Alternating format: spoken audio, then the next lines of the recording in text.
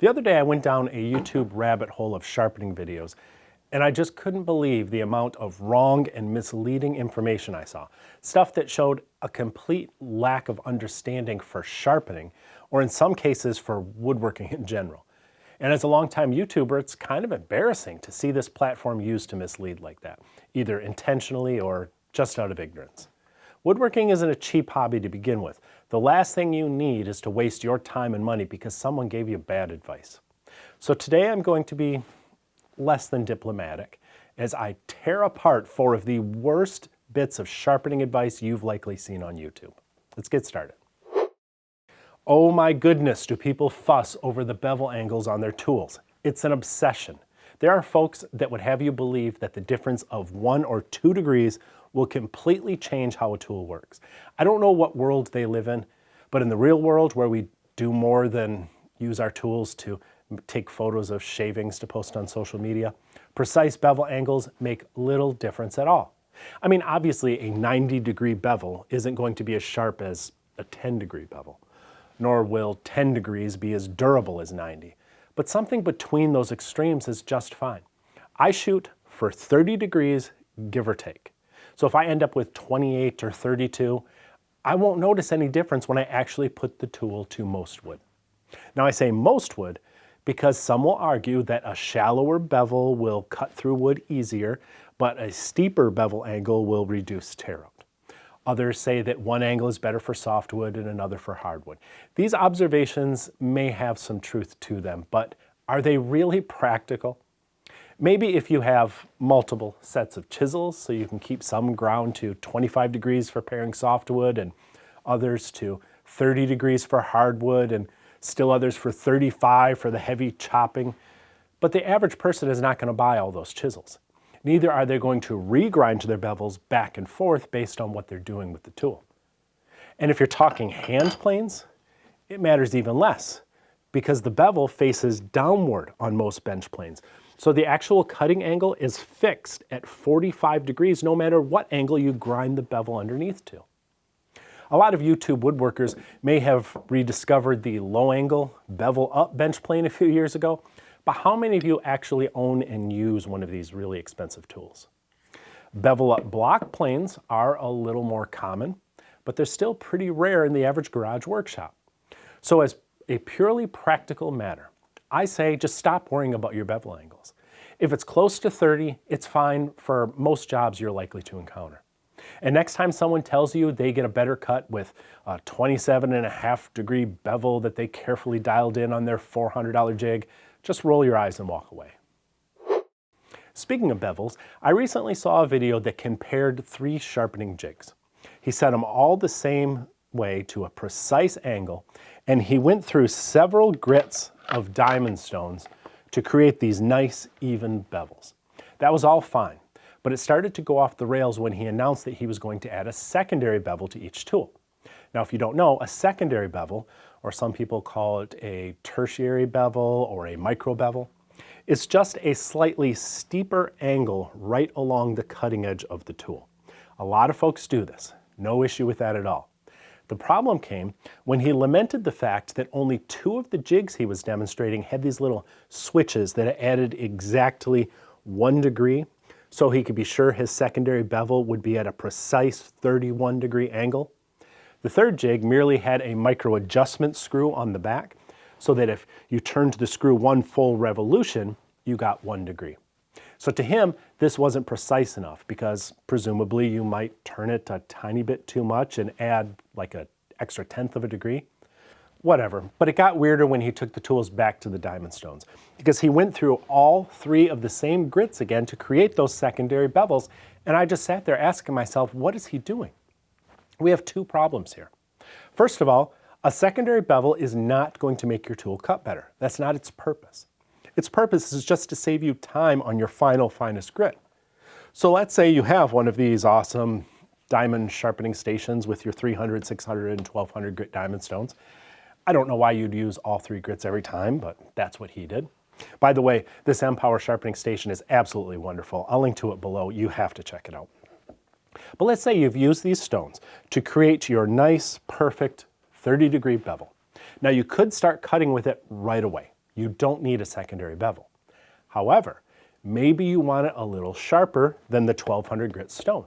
So you pop on your leather strops, and these are much finer than 1200. The finest is 5000.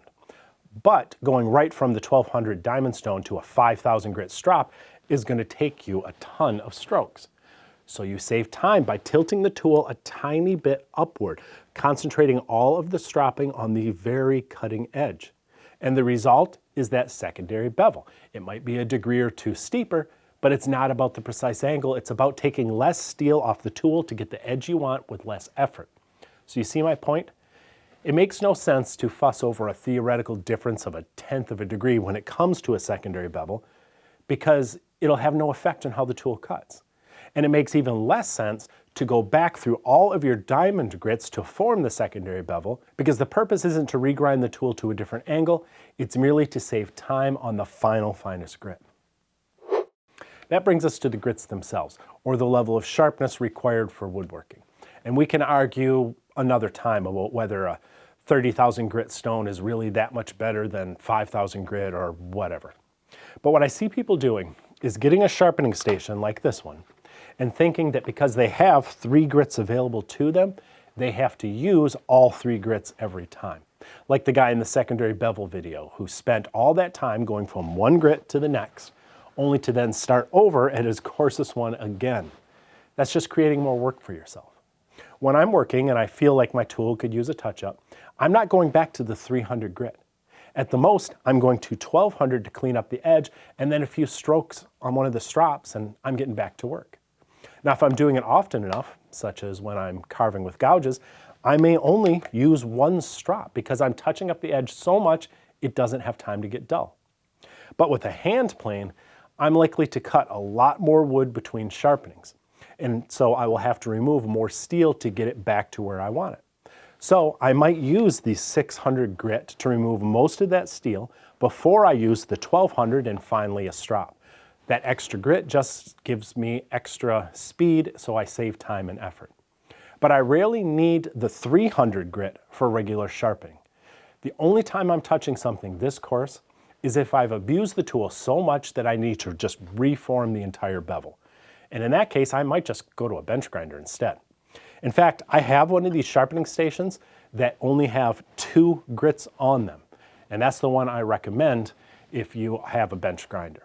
My point is, there are 3 steps to a sharp tool. Grinding, which means reforming your bevel either at a bench grinder or with a coarse stone like 300 grit. Sharpening, which means refreshing the edge on fine stones like 600 and 1200. And honing, which means polishing the edges with superfine stones and strops. You do not need to do all 3 steps every time. Knowing that will save you time and money. Stropping, as I said, is a way to put the final polish on the edge. It's not meant to be the only tool in your sharpening process. I saw a video recently where a guy was measuring the sharpness of his tool after stropping. So he'd cut some wood, then he'd strop. Then he'd cut some more wood and he'd strop again. And after going back and forth between the wood and the strop half a dozen times, he complained that it was taking 100 strokes to get that tool sharp again. That's because the wood was dulling the edge faster than the ultra-fine strops could keep up. Unless you're going to strop every few strokes, like if you're a wood carver, you're supposed to sharpen then strop. The diamonds and the leather work together. And stropping also isn't this magic thing that everyone needs to do. For example, I've seen some folks hone on a 10,000 grit stone and then strop with leather and paste. Why? The paste is like 5,000 grit at most. You just dulled your 10,000 grit edge. I strop not because there's magic in leather, but because it's cheaper to use these sticks and leather than it would be to buy ultra fine grit stones. If you already have a high grit stone, you could skip the strop. And don't mistake tools like chisels and hand planes for straight razors and knives. Those are stropped not just to polish the edge, but to straighten it and reshape the thin steel along those edges. These are different. Now we could go on all day because there are a lot of sharpening myths out there. Maybe you'd like to share some that you've seen in the comments below so others can avoid being misled into wasting their time and money. But first, here's something else you need to know about. 3M says their Cubitron 2 sandpaper is a revolutionary advancement in abrasive technology. What makes Cubitron paper different is the grit is made up of ceramic pyramids, which slice the fibers of the wood rather than plowing troughs through them like the grain of the tiny rocks that are found on other sandpaper. The result is an abrasive that works faster and stays cooler, so it lasts longer, significantly longer, like 5 or 6 times longer than the cheap stuff, and about twice as long as even other premium sandpapers. 3M Cubitron 2 destroyed Mirka, Klingspor, all the brands that are generally considered to be really good stuff. The Cubitron genuinely lasts a lot longer. I assume it must keep it cooler, perhaps it optimizes the way it cuts. I honestly don't understand how it works. It just works better than any other sandpaper I've used. All I can say is try it. Just 1 pack. You'll see what I mean. And if you do, please use the link below this video, which is to a small family business, and that business is well worth supporting.